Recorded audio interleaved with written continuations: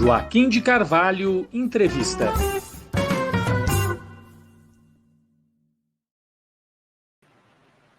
Boa noite, Joaquim. Boa noite, Sara. Boa noite, comunidade. Tudo bem? Vamos entrevistar o professor Fernando Ideu, jurista.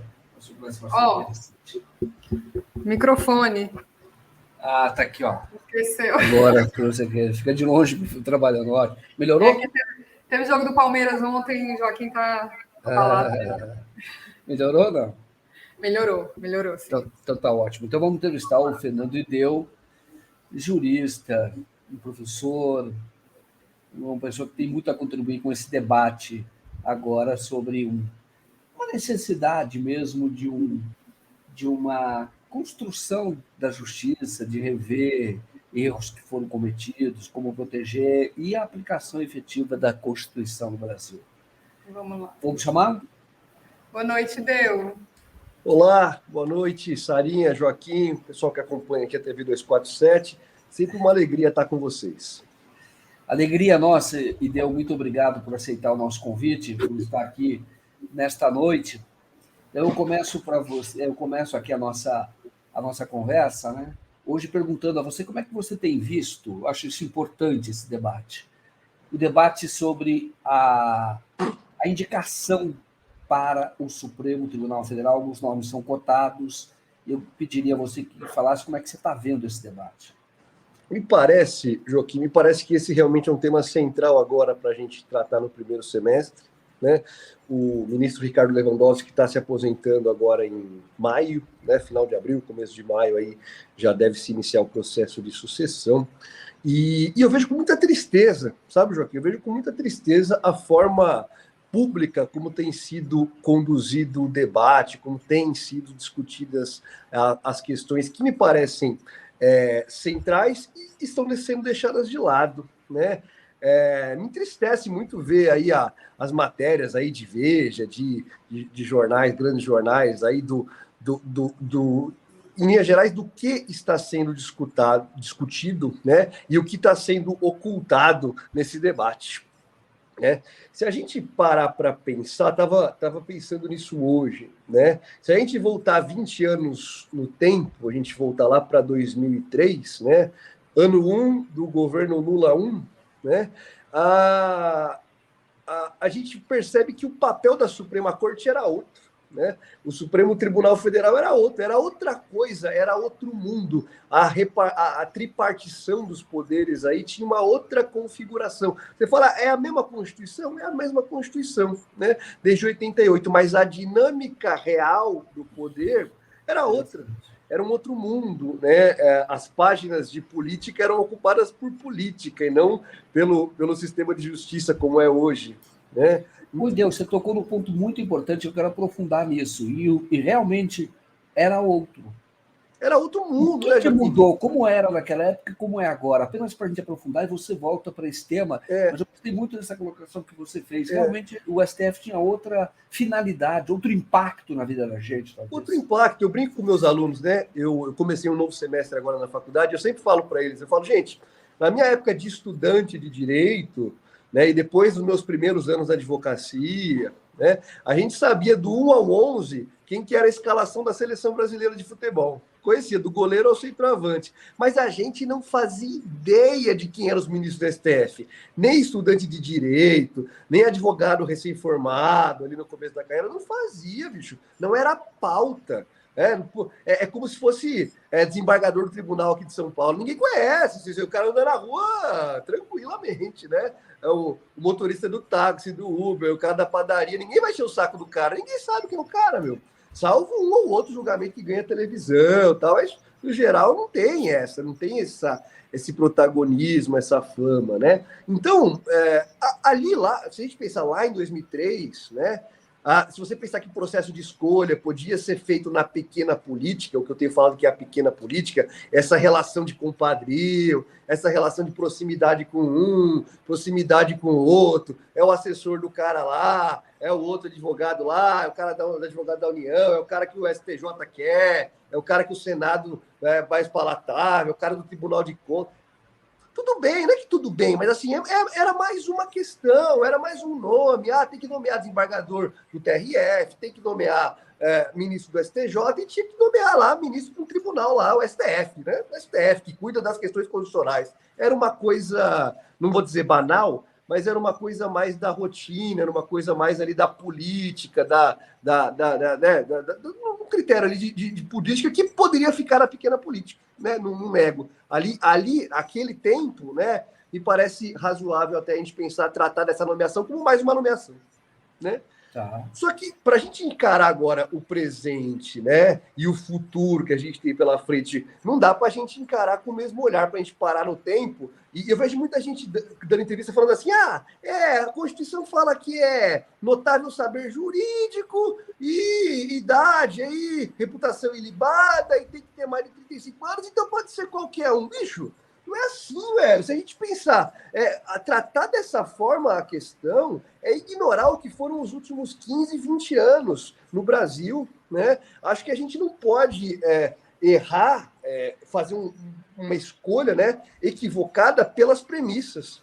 Se a escolha se mostrar equivocada no futuro, você vai falar, putz, né? Pelo menos a gente levou a sério. Né? O que é levar a sério a escolha dos próximos ministros do STF?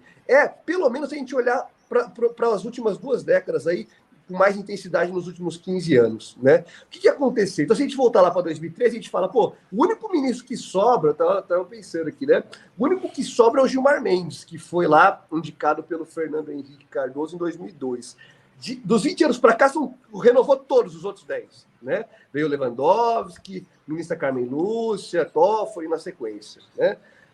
Se a gente renovou tudo, né? Renovou aí 10 de 11 dos últimos 20 anos. E o que a gente enxerga, pelo menos de 15 anos para cá, para mim, a minha pesquisa de doutorado é sobre o processo penal de exceção, que eu coloco como início o mensalão. Né?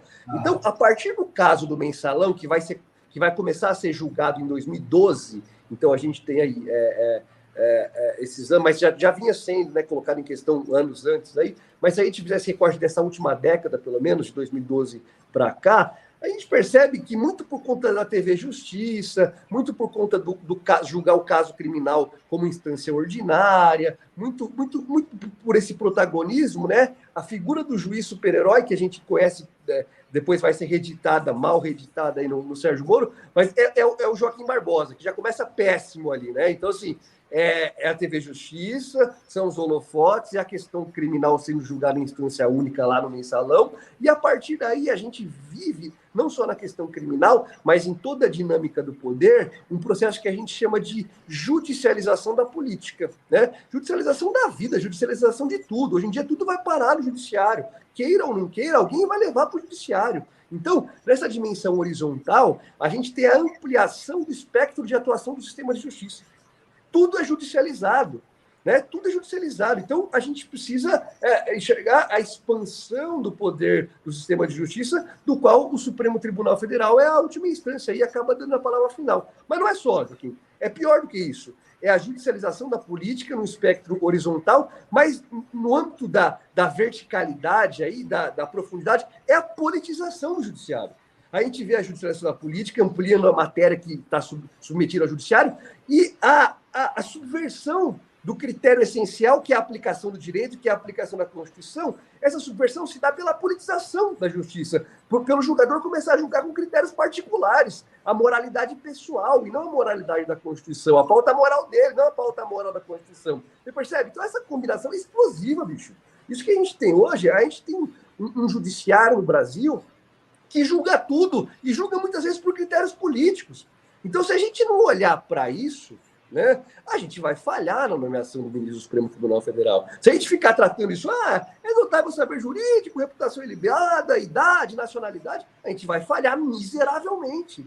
Né? Então, a gente tem que olhar para a história, olhar no retrovisor aí, nos últimos anos que a gente viveu, para perceber a responsabilidade. Para a gente perceber o que o presidente, a dimensão dessa escolha do presidente da República. E com isso, né, eu não estou falando nenhuma novidade aqui, estou falando de meras obviedades, mas que a gente precisa, às vezes, montar o quebra-cabeça e enxergar para a gente cobrar do presidente da República, para a gente cobrar dos veículos de mídia que aprofundem o debate. Não é possível a gente ficar discutindo superficialidades, vaidades, quem que vai interferir na nomeação, esses política do compadrio, essa pequena política, não cabe mais para o Supremo Tribunal Federal. A gente tem que discutir na grande política. Eu quero saber o que o próximo ministro do STF tem a dizer sobre a reforma trabalhista, sobre a reforma da Previdência, sobre a possível reforma tributária, sobre as políticas sociais de redução da desigualdade social. O que ele tem a dizer sobre isso? Sobre o sistema carcerário, sobre política de droga, sobre meio ambiente, sobre demarcação de terra indígena, sobre política de cota, política de gênero, reforma agrária, né? Diminuição da miséria. Eu quero saber o que esses caras pensam sobre isso, né? Então, quando o debate fica restrito, o Zanin, ele fere o princípio da impessoalidade do Lula nomear ele? Não fere, mas esse não pode ser um critério, né? Eu acho que a discussão fica levada para uma esfera menor que menospreza, inclusive, a dimensão do tribunal. Não é que o Zanin não pode porque ele foi advogado. Não é isso, velho. Ele pode, desde que a gente conheça as credenciais. O Zanin é um advogado excepcional. Ele fez um trabalho excepcional na defesa do Lula, mas isso não tem nenhuma relevância para o cargo de ministro do STF. Zero, Joaquim, não tem relevância nenhuma. Se quiser fazer uma estátua para o Zanin, na casa do Lula, o PT botar na sede dele, não importa, não estou nem aí, pode fazer. Mas para ser ministro do STF, a gente, enquanto cidadão, enquanto sociedade civil, a gente precisa cobrar que essas pessoas venham e expliquem quais são as posições delas sobre esses temas relevantes que eu peguei aí numa mero apanhado geral que eu fiz de lembrança, mas tem tantos outros que a gente precisa perguntar para esses caras. O que vocês pensam sobre isso? Né? Agora também isso? Tem, eu só acrescentando uma outra coisa, como o STF ganhou protagonismo, as pessoas já sabem o nome, e então há uma intensa campanha para que ele se posicione politicamente, por exemplo, em relação ao governo. Então, isso também é um problema. Então, o governo, dependendo de quem vai nomear, corre o risco de sofrer, como ocorreu em 2010, com os nomeados pelo Lula e pela Dilma, que permitiram que um golpe fosse dado no Brasil, que uma prisão injusta ocorresse, que o candidato favorito não participasse das eleições em 2018. Olha que coisas grandes que foram por decisão do STF. Então, também não tem que ser considerado também, não a lealdade à pessoa, mas o compromisso firme de que não vai interferir na democracia, de que não vai ceder a esses holofotes. A Globo manipula muito. A gente sabe disso porque eles querem protagonismo. Então, como conciliar isso? O Lula tem que nomear alguém que seja leal, não a ele individualmente, mas ao projeto que ele representa. Agora, como conciliar isso? É exatamente isso, Joaquim, é exatamente isso. A lealdade tem que ser uma lealdade institucional ao projeto que elegeu o Lula, né? Por isso que eu digo, essas pessoas, então acho que são dois pilares aí, né? O que me parece, né? O primeiro pilar é indagar, é a sociedade civil, os veículos de mídia, especialmente os nossos veículos progressistas, cobrarem dessas pessoas que estão sendo cogitadas, né? Cobrarem que apresentem as suas ideias. Porque a gente não está falando de pessoas, a gente está falando de ideias aqui, né? Que ideias a gente quer ver contemplada na Suprema Corte, né? Veja, olha que loucura. Dentre tantos nomeados, né? Me fala Cristiano Zanin, Manuel Carlos, né? Às vezes falam em Bruno Dantas, em ministros do STJ. São pessoas que a gente não sabe que elas fala do Pedro Serrano também, é um dos nomes colocados pela mídia. Então, e aí que eu queria colocar. Tem outros nomes, como Pedro Serrano, como Lênin Streck, né? E deviam ser cogitados tantos outros, como Gisele Cittadino, Carol Proner, Silvia Almeida, a Alisson Mascaro. Essas pessoas, eu sei o que elas pensam. A gente aqui, todo mundo aqui sabe o que elas pensam, né? E aí me parece que vem um outro ponto. Essas pessoas, a pessoa que for nomeada, ela tem que ter uma história a zelar. Ela tem que ter. Não basta a gente, mas ela tem compromissos. Compromissos são compromissos de vida, né? Pedro Serrano, professor da PUC, Lênin Streck, jurista renomado, Silvio Almeida, Carol Proner, Gisele Stadino, Alisson Masca, são pessoas que a gente conhece a história, a gente viveu, são pessoas que a gente sabe que deram a cara para bater, que se expuseram quando ainda a Lava Jato era o projeto hegemônico, e desde o começo se colocaram publicamente para denunciar os métodos tirânicos dessa turma. Então, eu acho que são duas frentes para a gente encarar, né? Primeiro, fazer um debate, levar um debate a sério, né? Saber um debate com conteúdo, né? Claro que não é um debate como outro qualquer, porque a decisão cabe a um homem, né? Cabe ao presidente, mas a sociedade tem que cobrar, né? Então acho que esse é um ponto. E, conhecer, né? E o segundo ponto é ter uma história a zelar, ter construído na vida, porque assim, não basta falar, anotar o saber jurídico como uma coisa técnica, não. Tem que ser o saber jurídico que interessa para o nosso projeto de Estado. Tem que ser o notável saber jurídico que reflita o ideal de proteção da soberania nacional.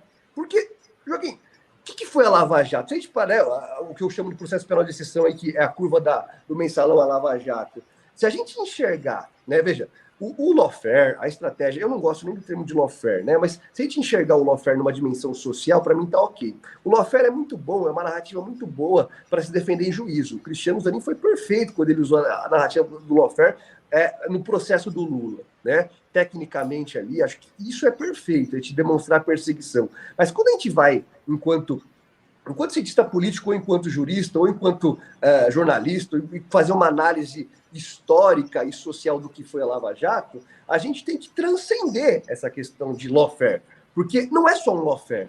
Por isso que eu chamo de processo penal de exceção. O que acontece, né? Mais do que a narrativa de juntar o juiz Sérgio Moro com a trupe da Força Tarefa da Lava Jato para perseguir o Lula. Não é isso. Né? A gente tem que olhar o filme, não essa foto, não esse cartaz. Qual que é o nosso olhar? Tem que ser o que essas pessoas representam e quais as condições de possibilidade que levaram a isso. Então, o que representa? Quando o Moro está lá, quando o Dallagnol está lá, quando esses moleques da Força Tarefa estão lá, eles não estão na pessoa física, não são, eles estão representando interesses poderosos, hegemônicos, e que ganharam muito dinheiro com esse processo da Lava Jato. É só a gente enxergar quem foi aí que se beneficiou com os governos que sucederam a esses episódios aí que você bem narrou. E quando a gente olha para o Lula, não é o Luiz Inácio que a gente está olhando, né? Ali é o projeto que ele representa, um projeto de soberania popular, um projeto de redução das desigualdades, um projeto de enfrentamento a esse domínio do capital econômico e financeiro que a gente viveu. Então, assim, a gente tem que enxergar além. Ali, quando o Lula foi perseguido, não é um Lula pessoa física, claro que no momento é ele, mas é toda essa ideia que ele representa, todo esse projeto político que ele representa. Então, a gente tem que nomear quem? A gente tem que nomear o cara que defendeu a pessoa do Lula, não o cara que representa esse projeto. Para mim, não tem dúvida. A gente tem que nomear um cara que representa esse projeto que foi perseguido e que agora voltou pelo voto do povo, voltou eleito, né? Então... O Idel, o que eu acho, que eu estava no seguinte, que a discussão não deveria ter ser de nome, mas há várias questões a favor e questão contra. Por exemplo, quando você fala de alguns juristas que nós conhecemos, tem um elemento que tem que também ser combatido e tem que ser levado em consideração, é o elemento da vaidade. A grande exposição dessas pessoas não é um bom começo. Será um bom começo quando forem submetidos agora a debate e ver nas decisões que tomaram na vida, saber que lado estavam, o que fizeram. Então, eu estou dizendo, nesse caso, eu conheço desembargadores muito bons, ministros do STJ que são bons, ministras, uma ministra eu conheço, então poderiam todos eles ser candidatos. Também tem esse outro lado, que é um problema. O ministro ele não deve ter muita exposição. E se ele já começa com muita exposição, isso eu estou dizendo porque eu não queria falar em nomes, é um problema. Então, o que eu diria é o seguinte, porque se fala em nome, parece que a gente está advogando para um ou para outro. Há um problema. Quando os nomes são colocados, pode fazer o debate. Mas é isso que eu queria colocar. O lado desses que nós conhecemos, o fato deles serem conhecidos não é bom. Porque eles vão assumir um protagonismo. O ministro do Supremo não deve ter protagonismo, se deve saber o que eles fazem. E mais do que isso, que decisões tomaram. Aí sim. Então, por exemplo, quando você fala, o perfil tem que ser as pessoas que defendem a pauta identitária. Tem que ser tal perfil. Eu já disse publicamente, fuja disso, porque esse é um problema. já não deu certo. Mas mesmo também aqueles que tiveram alta exposição podem ser um problema, porque se vai ter uma expectativa em relação a eles. E muitas vezes o profissional ou o ministro ele vai ter que ser contra o majoritário. Muitas vezes ele vai ter que saber que mesmo ele pensando de alguma maneira, tendo uma militância numa área, etc., ele tem que entender que o acordo que norteia a sociedade está acima dele. Entendeu? E ele sabe que precisa passar esse bastão para outra geração. E aí ele vai dizer, mesmo se tiver, como defender juridicamente. Por isso que, às vezes, eu coloco, quando fala de nomes, falar em perfil, eu acho até, teve um artigo muito bom, desculpa só me estender, vou passar para devolver a palavra a você. Teve um artigo muito bom que escreveu aqui o Alfredo Atier, que é desembargador. Ele falando da mudança de processo de escolha, que os movimentos sociais precisam participar, o povo precisa participar.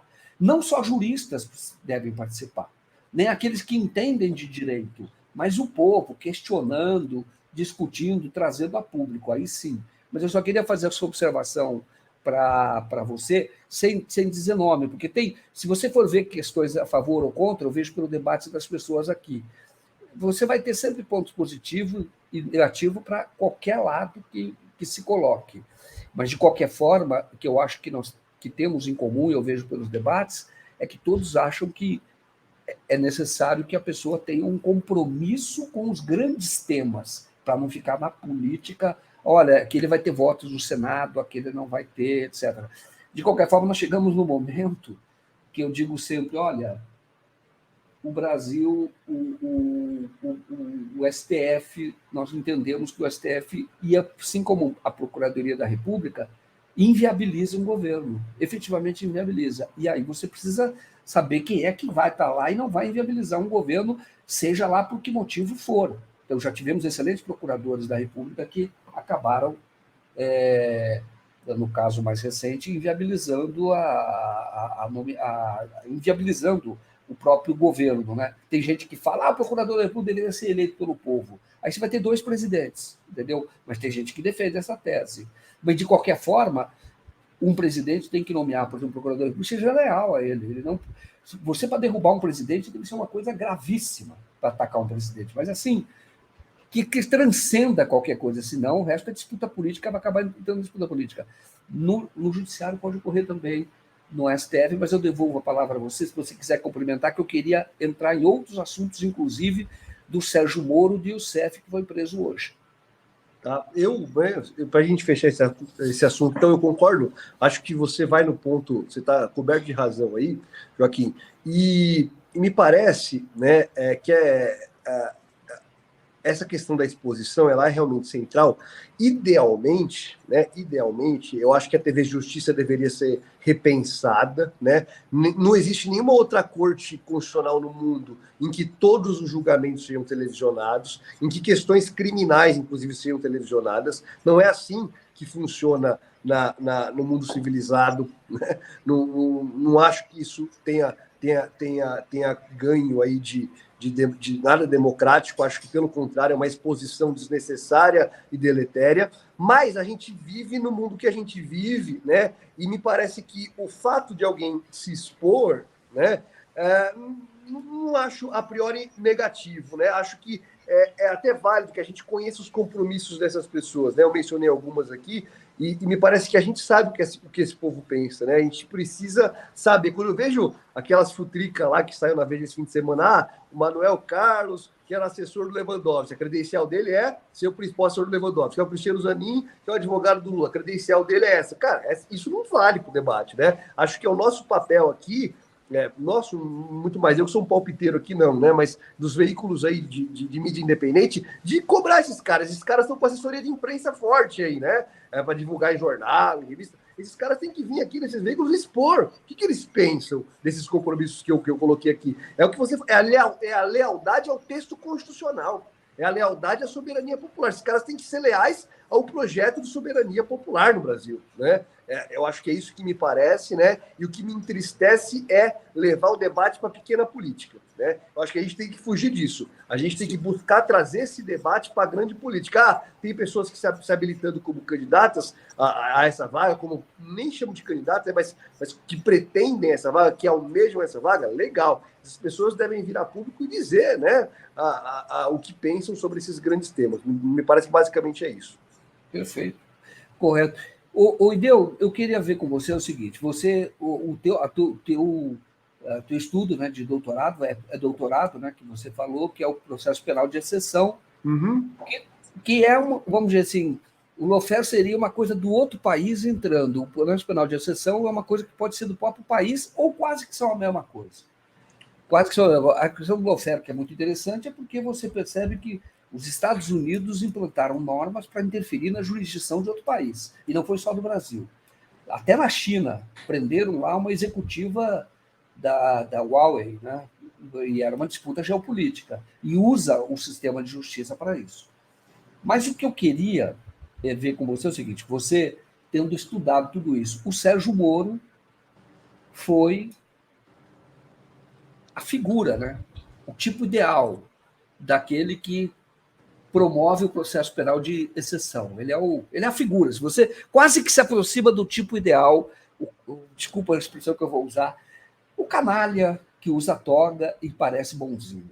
Entendeu? Então, ele se aproxima disso. E aí, eu pergunto para você o seguinte: hoje foi preso o Youssef, que foi o delator dele 2 vezes. Salta aos olhos que ele tenha não cumprido o primeiro acordo de delação, entrega as pessoas que o Moro queria, ele faz uma segunda delação tempos depois, entrega as pessoas que o Moro queria, e não tem consistência, não tem prova, entrega, e hoje ele foi preso. A pergunta que eu faço a você, aí, trazendo para o terreno das lutas humanas, não das ideias, você está no plano das ideias, o que é ótimo, mas trazendo para assim, daquela luta humana. Como é que você acredita que o Moro poderá ser responsabilizado? Pergunto isso porque eu investiguei o Youssef jornalisticamente, fiz um documentário, e vou te contar aqui para vocês. O Youssef, depois que ele foi solto, o Youssef, e eu sei quem disse isso, a pessoa já me autorizou a falar, se houver processo eu conto quem ela é. O Youssef foi até o Rio de Janeiro, foi mais de uma vez, solto, reuniu com os doleiros de lá, grandes doleiros, entre eles o pai do Dario Messer, que era na época, e disse: olha, vocês sabem que eu fui preso, eles pegaram alguns papéis, etc, etc, etc. A história é a seguinte: vocês têm que me ajudar a blindar todos nós. Ele falava Ministério Público e Polícia Federal, lá em Curitiba, que estavam todos sob o comando do Moro. De certa forma, nós vimos isso depois na mensagem, que ele mandava em tudo ali. Então ele dizia o seguinte: nós temos que blindar, e ele arrecadava. Era uma caixinha. O Dario Messer chega a falar sobre isso, depois recua e colocam ele em liberdade. O Youssef, você acredita agora que seria legítimo, sem pressionar o Youssef, mas ele entregando, você acha que pode haver justiça nesse caso? Porque nós estamos falando no terreno das coisas humanas, da corrupção, da ganância e do uso do sistema de justiça para enriquecer. Porque muito do que fizeram lá em Curitiba não foi de graça. Não foi por amor à pátria, pode ter havido interferência externa, mas não pode. Tinha dinheiro. Teve uma indústria de delação. E eu estou contando um caso que o delator saía e ia pegar dinheiro com os doleiros para trazer.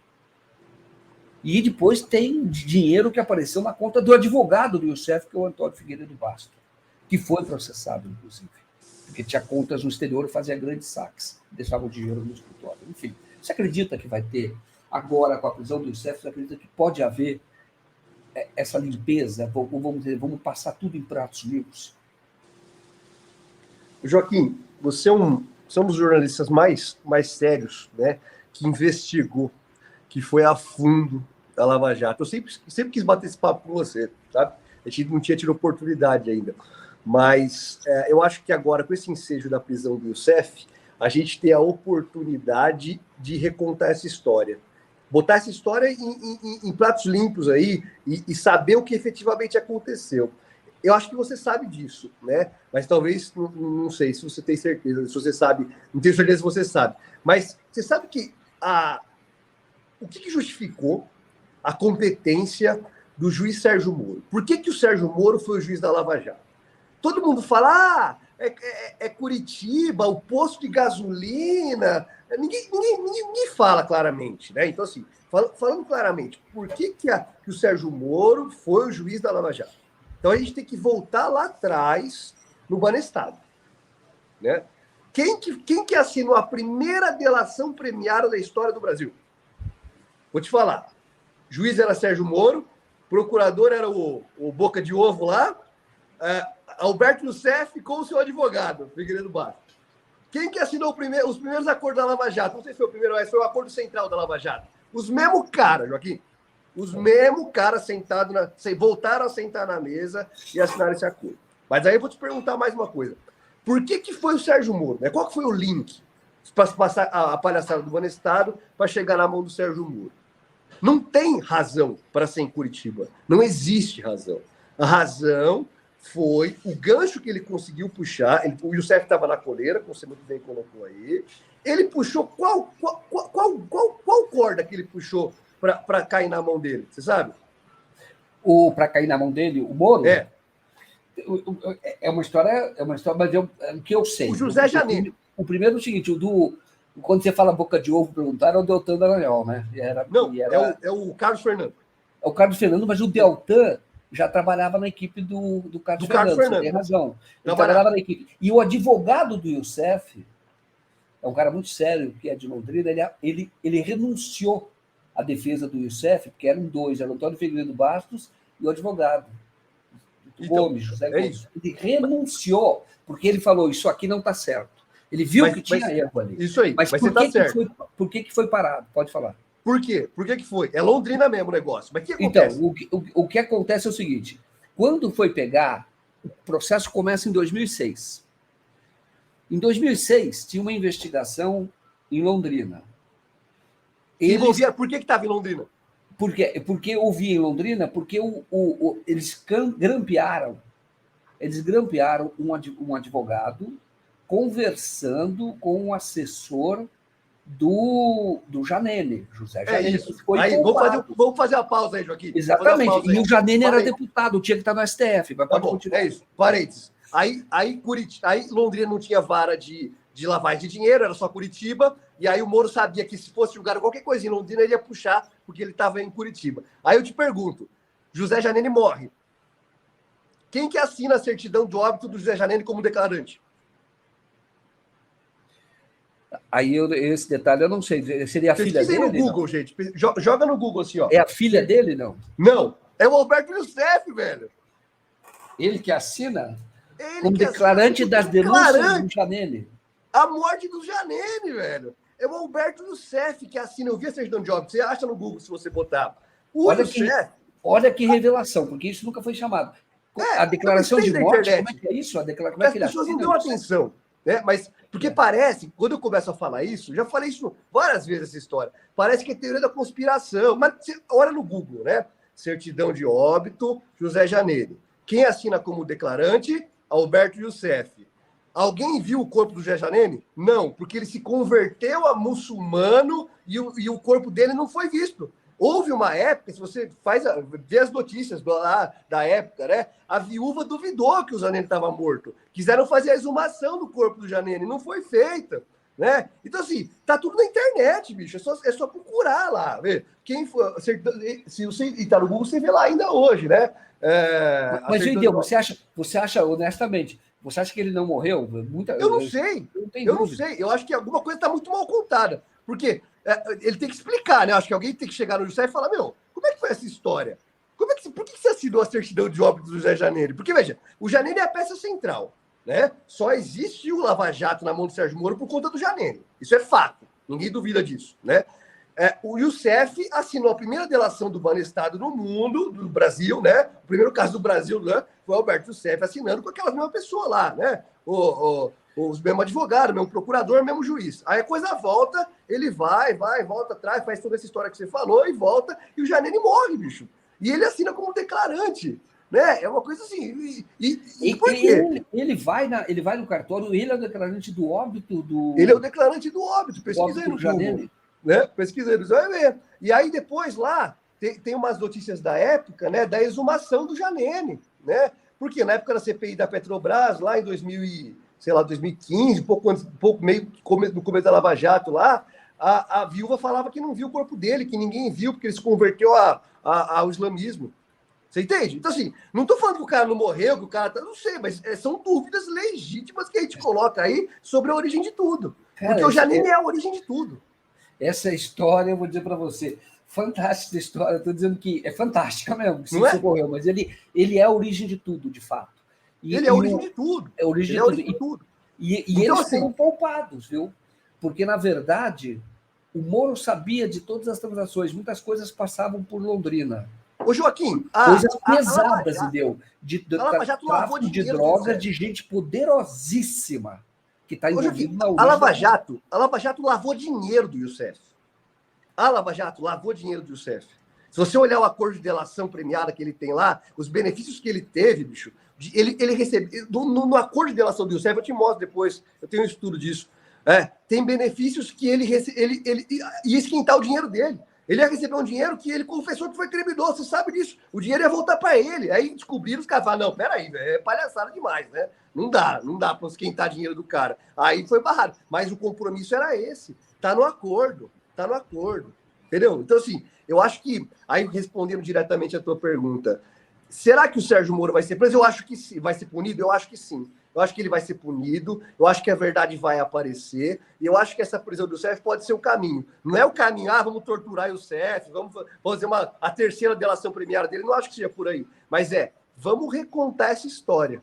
Tem um fio solto. Eu falei muito com o Cristiano na época, né? Mostrei para ele, vi o inquérito lá, puxei o inquérito original, esse inquérito que você falou do advogado, que foi grampeado, tal, tá tudo lá.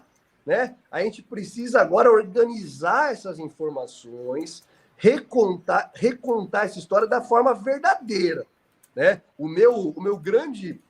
A minha grande utopia, digamos assim, é ver essa história recontada. A gente tem material para isso, a gente tem como reconstruir, as pessoas estão aí. A gente precisa ir no cerne da questão ali, né? Tanto no momento posterior. Veja, aqui a gente tem a caixa preta da Lava Jato, bicho. A gente tem a Vaza Jato lá, bicho. Está preservado aquele conteúdo digital. A gente precisa aproveitar isso, né? Que a gente já tem esse material. E a gente precisa ir lá atrás, na origem, no inquérito lá, depois do banestado lá. Pegar essas histórias aí, aquela história dos advogados que faziam delação e de repente sumiram aquela turma toda, você lembra? Cata Preta, sumiram aquele povo. O que aconteceu ali? Né? A gente precisa recontar. Essa história do Janene parece coisa de filme, né? Mas é verdade, cara. Tá lá, certidão de óbito, é só puxar. A exumação, quase exumaram na CPI da Petrobras. Não foi, porque barraram no último instante, mas a viúva queria. Então, assim, não é coisa da cabeça, não é invenção, é coisa que é instigante mesmo, coisa que fazia tempo que eu não falava nesse assunto, né? Então isso me empolga, sabe? Assim, a gente precisa recontar a história. O ideal fantástico que você está falando, que apenas como a gente entendeu o seguinte, a história da Lava Jato é muito mal contada. É muito mal contada. Nós estamos falando em 2006, o Moro só vai aceitar a primeira denúncia em 2014. É isso. E para aceitar a primeira denúncia, um procurador, que se chama José Soares, ele foi afastado, ele trocou de lugar com o Deltan Dallagnol, porque na primeira tentativa ele foi contra, ele falou, não, a jurisdição não é aqui. No que ele estava certo, a competência é de São Paulo ou de Brasília. Ele estava certo. Mas quando você está falando essa história, algumas coisas eu fiz no documentário do Sérgio Moro. Por exemplo, o Youssef, depois da colaboração dele, ele prestou um segundo depoimento. E quando você fala dele assinar a declaração de óbito, tem que ser muito íntimo para fazer isso. É isso. Tem que ser muito íntimo. Tem que ser muito próximo. Mas porque tem tantas histórias, na origem do Moro, o Moro chegou a exumar o corpo de um deputado estadual porque teve uma discussão lá no Paraná e o Moro aceitou essa discussão de que uma pessoa que apareceu no Banestado, CC5, tinha conta, ele morreu num acidente. E o Moro, isso começou a sair em jornal que talvez não fosse o corpo dele, que fez isso para ele fugir do processo. Tinha sido presidente de uma instituição importante, foi deputado estadual, família importante lá do Paraná. Então, eu gosto de todas essas pessoas. E o Moro exumou. E depois ficou confirmado por DNA que era, de fato, o deputado. E gerou uma disputa na época com um advogado que era o Roberto Bertoldo. E o Roberto Bertoldo vai ser perseguido pelo Moro porque expôs o Moro por conta desse episódio. Tem uma discussão muito forte. Mas você está falando, tem tanta coisa obscura, mas tanta coisa obscura que ninguém consegue explicar exatamente porque o Moro ficou com esse processo. Porque tinha no Paraná, quando grampearam o assessor do Janene. Tinha, e o Janene nessa época era vivo. Tinha. E tinha o Youssef. Só que aí o Youssef não entregou todo o dinheiro. O Moro deixou ele ficar com 20 milhões na época, pelo menos. Um advogado que hoje é exilado e deve estar ouvindo a gente aqui, porque eu, quando fui a Portugal, tomei café com ele, a esposa dele, eu, minha mulher, chama Gerson Machado. Tomou café lá no Benfica, no estado do Benfica. E aí o Gerson Machado, ele contou essa história, porque eu contei. Quando o Moro, quando ele descobriu que o Youssef estava com muito dinheiro ainda, ele delatou, não, como delegado, exigiu, e aí que eu falo, o procurador era o Deltan. Todos foram contra ele e o afastaram, e disseram que ele estava com problema mental. E não está, com ele, um cara muito sério, mas preferiu não brigar e saiu do Brasil. Se aposentou, quer dizer, foi para a aposentadoria e saiu do Brasil. Mas ele conta que ele chegou para o Moro e falou, ele não está falando a verdade. Ele está com dinheiro, ele tem que voltar para a cadeia, tem que devolver esse dinheiro. O Moro fez uma audiência com o Gerson, e o Gerson, ninguém sabia direito que o Moro estava com o caso, porque inicialmente era Londrina. Mas foi lá com o Moro que ele falou, fizeram uma audiência, o Youssef estava nessa audiência, o Youssef chorou. E o Youssef ficou com medo de morrer, porque ele disse que esse dinheiro ele não tinha entregue, porque esse dinheiro pertencia a uma outra pessoa. Essa pessoa nunca o Moro mexeu. E o Youssef disse que tinha medo de ser morto por essa pessoa, porque essa pessoa foi acusada de 2 homicídios e é suspeita de ter assassinado o próprio pai. Então são histórias tão cabeludas, tão sérias, que eu já fiz o documentário, muita coisa que vocês vão ver no documentário, está no documentário de lá, mas tem muitas outras pontas que eu precisaria investigar muito ainda, porque toda a origem está num submundo que vem de Londrina, era operado pelo Youssef, envolvia pessoas políticas muito importantes que foram poupadas, inclusive o próprio Álvaro Dias, que o Moro veio atrair agora, nessa última eleição, mas tem muita coisa para ser investigada, e essa história de que ele assinou a declaração de óbito é interessante, e eu vou até dar uma aprofundada nisso, mas obrigado por ter falado. Viu? Mas você acha, Ideu, que agora o Youssef, que é um cara que tem medo de ser preso, quer dizer, não gosta de ficar muito tempo na prisão, já foi condenado a muito e sempre saiu com dinheiro, você acha que você acha que ele entregaria o Moro agora, ou eles têm uma aliança de sangue que seria impossível, porque um comprometeria o outro? Cara, eu acho que a dinâmica do poder mudou muito, né? Moro foi um péssimo jogador aí político, né? Ele, enfim, desempenhou o papel que ele desempenhou ali na Lava Jato. Acho que em 2018 ele tinha condições de ser presidente da República, se ele tivesse feito o movimento lá. Ele, em 5 anos aí, quase perdeu. Era para ele ter perdido a eleição para o Senado, ali, se tivesse tido um apoio mais incisivo ali do Bolsonaro ao outro, me parece, né? Agora, ele tinha uma condição ali de pressão no Youssef, que eu não sei se ele continua tendo, né? Eu acho que o TV 247 podia fazer um pedido de entrevista para o Youssef daqui a pouco, né? Acho que ele tem muita coisa a contar. acho que se tem alguma coisa, se tem alguém que pode começar a recontar a história, é o Youssef. Eu não sei se ele está disposto, eu não sei quem decide aí as coisas por ele, não sei a quem ele responde, não sei quais interesses ele tem, mas eu tenho certeza absoluta, que se tem alguém que pode começar a passar a história da Lava Jato a limpo, é o Roberto Youssef, né? Não é à toa, não é à toa que o primeiro acordo do Banestado foi assinado por Youssef, Carlos Fernando, Figueiredo Bastos e Sérgio Moro, e o acordo da Lava Jato são essas mesmas pessoas. Bicho, isso não é espontâneo. Muita gente trabalhou para que isso acontecesse, né? Agora, deu certo por um momento? Deu. O que esses caras fizeram? Né? O Youssef contou o bastidor de como funcionava, e esses caras, a partir do Paulo Roberto, começaram a torturar o cara, ameaçar prender a filha do cara. Aí eles esquentaram um monte de prova que o Youssef sabia já se não sabia tudo, sabia basicamente como a coisa funcionava. E a partir daí criou-se algo chamado Lava Jato, que, como eu sempre digo, né, que é uma farsa, não é que é uma farsa que eles inventaram tudo, é uma farsa pela narrativa construída, misturando episódios verdadeiros que jamais seriam descobertos dessa forma, esquentando prova, e aí eu fecho esse meu raciocínio com a distinção do processo penal de exceção, porque o que para mim é o processo penal de exceção? O que é o estado de exceção, em síntese, na fórmula do Schmitt? Né? É a suspensão do direito, né? Isso é o estado de exceção. O soberano suspende, ele desativa o direito para eliminar o inimigo. Isso é a formulação do estado de exceção clássica que eu aprendi com o Pedro Serrano, fui orientando dele no doutorado, é isso que ele trabalha, né? E o que é uma medida de exceção no interior da democracia, que o Pedro explica muito bem, né? É a suspensão pontual dos direitos de um grupo, de uma classe, para persegui-la, para eliminá-la como inimigo. Então, o que eu mostro na minha tese de doutorado? Que no Brasil sempre houve a criminalização da pobreza, da miséria. Isso sempre houve, desde a abolição da escravidão. O escravo deixa de ser escravo para ser um criminoso.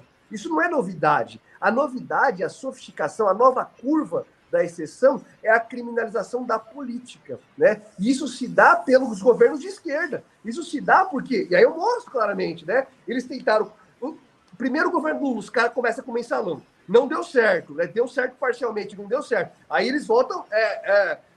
passa-se a jornadas de junho. Eles tentam eleger democraticamente o Aécio, eles perdem. Aí vem jornadas de junho, vem um novo pacote. Né? A Lava Jato foi gestada pelo governo do PT, pelas leis que o PT passou, que o seu Zé Eduardo, que a dona Dilma, que essa turma passou. Né? Lei anticorrupção, lei das organizações criminosas, lei antiterrorista, tudo isso foi gestado no governo da Dilma. Isso é usado, isso se direciona diretamente contra o PT depois, né? Aí vem aí vem impeachment, aí vem Lava Jato, aí vem essa nova curva da exceção, veja. Por isso que, para mim, o lawfare serve para qualquer coisa, para qualquer perseguição. Isso não é uma perseguição qualquer no Brasil, é uma perseguição de classe. É a reedição da criminalização da miséria pela criminalização da política. Daí a exceção, suspende-se e combate o inimigo. O inimigo não é só o Lula, o inimigo é o mesmo, né? É a classe explorada e dominada, aí sim, nessa segunda fase, personificada no Lula. Por isso que eu falo, não é uma questão meramente de terminologia. O lawfare serve para qualquer juiz perseguindo qualquer coisa. Perseguir uma empresa lá é lawfare também, né? A dimensão do lawfare que existiu lawfare no Brasil, mas a dimensão é a dimensão da exceção, né? Da reedição do combate escravocrata, do combate de dominação do capital na personificação do Lula. Aí, para mim, fecha, entendeu?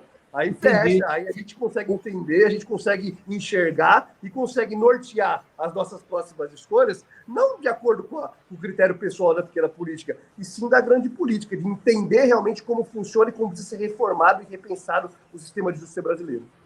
Perfeito, concordo com você, porque é isso mesmo, foi uma questão de classe, foi um instrumento da luta de classes que existe no Brasil com essa característica bem da herança escravocrata mesmo. E agora, como é que vamos falar em termos práticos? Que está muito boa essa entrevista, eu queria ter mais tempo. Eu vou ver se eu converso para a gente começar a ter entrevista 2 horas, que nem podcast, viu?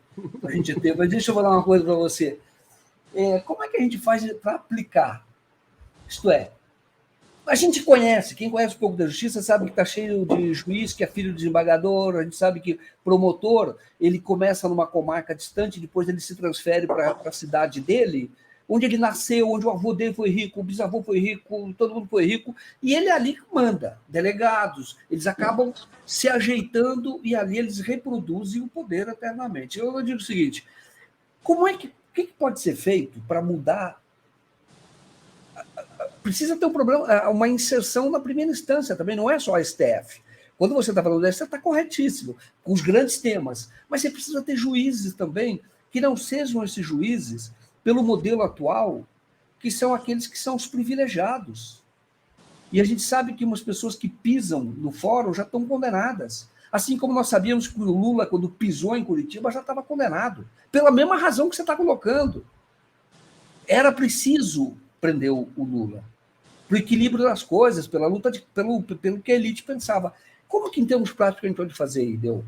No Supremo você já está proposto, tem que ter um debate maior sobre o que pensam essas pessoas. Temos que saber, conhecemos algumas que sabem, mas importa o compromisso da Constituição. E na primeira instância? E no Ministério Público? Tem alguma forma de mudar o ingresso para que não fique dominado por essas pessoas que são privilegiadas, que têm o tempo comprado pelo pai, que estão muito à frente das classes populares, que poderiam oxigenar o judiciário, o sistema de justiça como um todo, o Ministério Público também? Praticamente tem algum modelo que pudesse ser feito?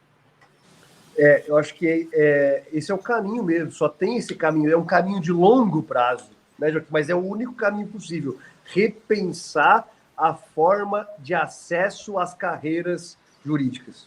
A gente precisa urgentemente repensar a forma de ingresso. Está cada vez pior, não é que está ruim e tal.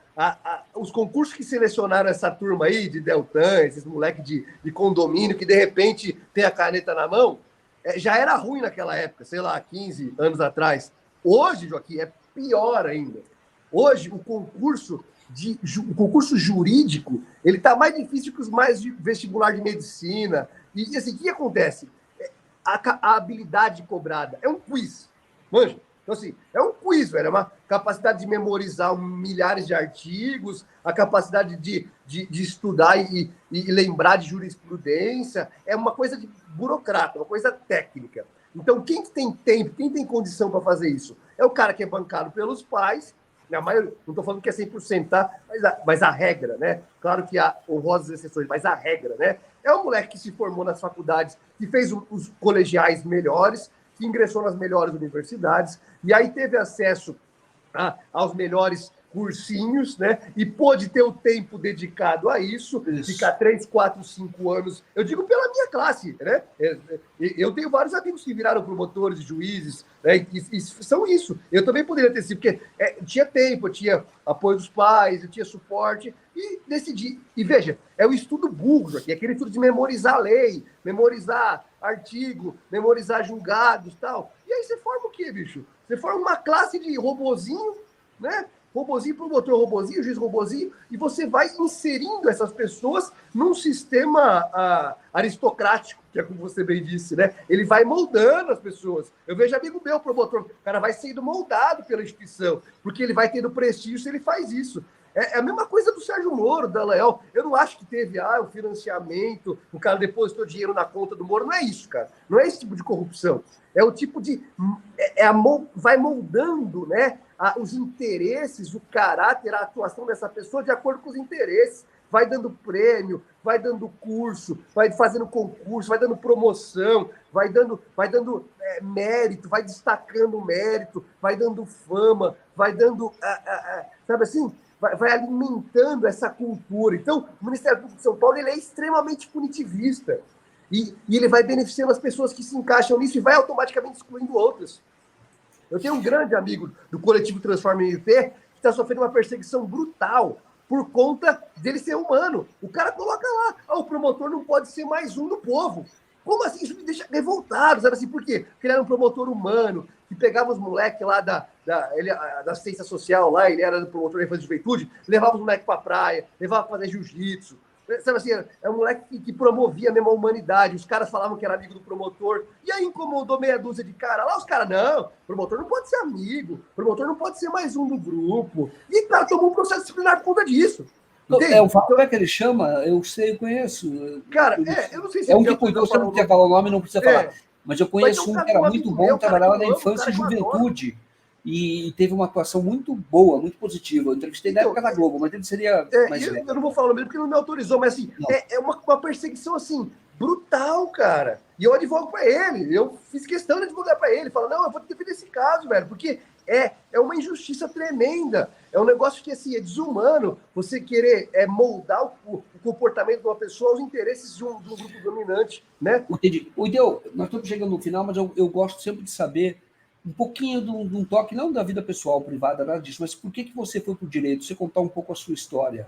Você é de São Paulo, e como é que você foi para a área de direito? É curioso, né? Porque eu não tenho família nenhuma no direito antes de mim, né? Depois meu irmão veio e fez direito também. Minha família é toda de dentistas, e eu casei com uma dentista, inclusive. Mas a minha família é toda, desde meu avô até meus pais, meus tios, todo mundo dentista. E eu decidi fazer direito porque sempre me encantou, né? De alguma forma, poder contribuir para um mundo melhor com as ferramentas da argumentação, com as ferramentas da busca por um mundo mais justo através de uma técnica, assim, né? Que não é uma técnica sozinha, que é uma técnica que sempre vem acompanhada, sempre foi para mim, desde os primeiros anos. Tive ótimos professores, né, como o professor Pedro Serrano, que desde o início me mostraram isso, que o direito só faz sentido se houver um compromisso ético, um compromisso humano. E isso que me encantou desde o começo, assim. Então eu sempre fui muito, muito, muito interessado, né, em estudar como que a gente pode ter uma vida melhor para todo mundo a partir da ação do direito, né, como o direito pode instruir. E aí estudei muito, desde da análise de que o direito é uma simples técnica que tem que ser superado, né, até do direito como algo de promoção dessa mudança. Então isso sempre me encantou. Ideu, você é de São Paulo mesmo, não? Você é nascido aqui? Sou de São Paulo, sou nascido em Osasco. Você é nascido em Osasco, sua família, então, classe média, eram dentistas, e foi o seu primeiro vestibular, foi para direito mesmo, é isso? Foi. Aí eu fiz a minha trajetória inteira na PUC. Eu entrei na graduação, fiz graduação, mestrado, doutorado, ininterruptamente, né? Aí terminei a PUC enfim, foi o primeiro vestibular, só fiz... depois fiz outros, né? Depois eu entrei em letras, fiz um tempo de letras, levei junto com direitos e letras, tal, mas foi o meu primeiro. Entendi. E você advoga, a tua atividade, você é um acadêmico. Sim, hoje eu sou muito mais advogado do que acadêmico, né? Eu ainda dou aula, sou professor na Escola Paulista de Direito, mas sou muito mais advogado hoje em dia, né? A minha dedicação profissional aí é quase 95% do tempo advocacia, 5% academia. E a tua área é criminal ou não? Criminal. Hoje em dia eu sou sócio do Valfrido Vardi. Eu coordeno a área criminal lá do escritório do Valfrido Vardi. Você, sim. É um grande escritório, né? Nossa, isso. Escritório grande. Até por isso reduzi um pouco minhas participações de live e tal, muito trabalho. Hoje que surgiu o convite, aí eu falei, vai ser uma... Mas eu vou convidar você mais vezes para vir aqui, Leo, porque eu estou vendo as pessoas pedindo para eu convidar, vamos ver mais tempo para você estar aqui, para discutir, porque eu escrevi hoje no Twitter convidando as pessoas para assistir, eu falei, olha, a justiça muito além do direito. Isso que você falou um pouco, entendeu? A justiça muito além do direito. Você é da escola do Pedro Serrano. Quer dizer, o seu Pedro Serrano é um filósofo, entendeu? Ele, além de ser um grande advogado, é um dos maiores pensadores aí dos nossos tempos. Eu não tenho dúvida disso, entendeu? Ele raciocina num alto nível abstrato, assim, no sentido do plano das ideias. Sempre no plano das ideias. É muito importante. E eu aproveito, Joaquim, aí a mensagem do Pedro. O Pedro conhece a minha primeira professora, Marta Rovai, a Martinha. Quero fazer também essa homenagem para a Martinha. Ela foi a minha primeira professora de história. Eu tive a sorte que eu tive na vida foi ter grandes professores. Então, a Martinha é uma delas que começou lá em Osasco comigo, me mostrando aí. Eu, jovem rebelde, ela adora falar essa história. Ela sempre fui rebelde. Muito bom. Quando caiu, a primeira vez que caiu o shopping, você tinha quantos anos, o Osasco Plaza Shopping? Eu era bem novinho. Eu lembro do que aconteceu, mas era bem novinho. Entendi. Porque eu me lembro de ter feito uma reportagem, na época eu fiz uma reportagem Juventude Destroçada. E eu conversei muito com jovens lá, porque os amigos deles tinham morrido, etc. Mas eu só queria saber... Eu era muito novinho, não tinha idade para frequentar sozinho shoppings aí. Que legal. Eu vou chamar você, vou chamar a Sara para a gente encerrar. Então, obrigado por ter vindo.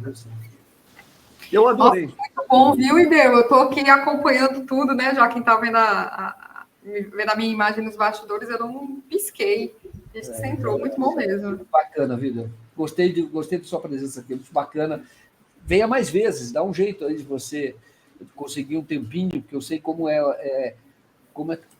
trabalha do advogado. O advogado compra a causa dos seus clientes, isto é, ele assume.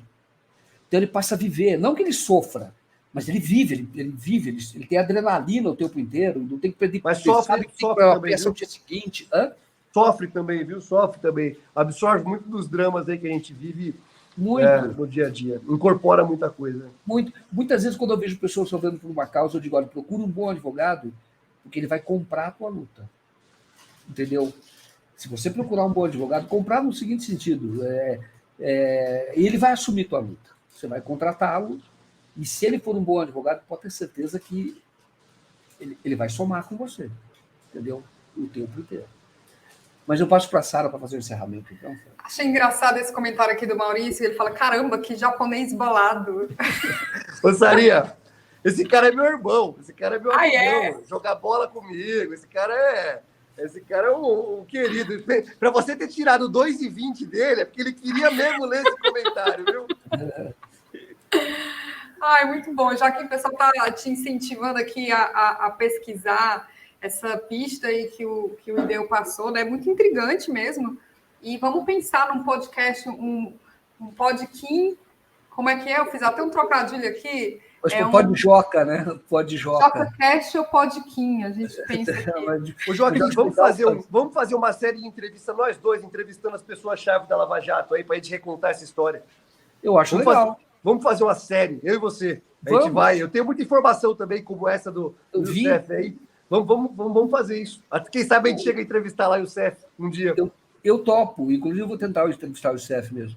E você tem razão. E outras pessoas que passaram pelo Lava Jato, delatores arrependidos, todo esse povo, eu acho que dá excelente. Precisamos recontar essa história. Só tem uma forma das pessoas serem responsabilizadas. A verdade aparecer. E a verdade não vai aparecer espontaneamente. A gente tem que trabalhar para isso. Tá perfeito. Eu topo. Vamos ver se a gente organiza isso. Podemos fazer uma série. Muito bom. Eu vou adorar. Excelente. Excelente ideia. Topei, viu? Agora, precisamos ter outras pessoas. A gente faz uma conversa 3, 4 e vai... É isso aí. É isso aí. Trazer as pessoas, recontar os bastidores ali, saber como é que foi feito. Nós fomos às 5, a Sara, eu, você, todos nós ali, mais os convidados. É preciso conhecer a verdadeira história da Lava Jato. Vamos discutir. É isso. E é a hora. Advogados que trabalharam, tem muitos colegas que sabem como a coisa funciona ali, como que foi feito, né? Trazendo documentos. Eu acho que é muito importante. Isso é um trabalho social, inclusive. A verdadeira história da Lava Jato. Muito bom. É isso. Muito bom. Eu topo. Vamos organizar isso. Vamos organizar, Sara. Claro, como mencionaram aqui, deixar a Lava Jato passar assim dessa forma é pior do que dar anistia para esses militares golpistas. É uma coisa que não desce. Mas Ideu, muito boa bom. Ideia, viu, Ideu? Então, vamos conversar. Não, boa ideia, eu topo. Só a gente organizar, arrumar tempo e para você, para nós aqui, e horário aqui na TV 247, que tem uma excelente audiência, poderia fazer, devemos fazer aqui. Eu acho muito bom.